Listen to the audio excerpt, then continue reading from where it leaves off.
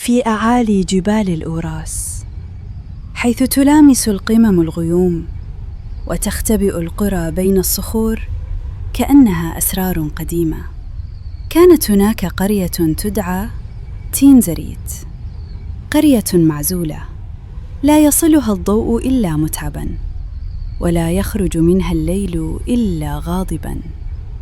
منذ زمن بعيد سكنت القرية حكاية لم يجرؤ أحد على سردها بصوت مرتفع، حكاية لعروس تلمجن، المرأة التي تظهر في الليالي الباردة بثوب أبيض يشبه الكفن ووجه لا يشبه الوجوه.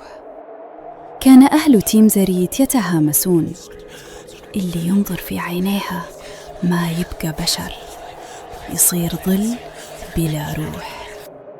لكن كل الأساطير تبدأ بخوف، وهذه بدأت بعرس.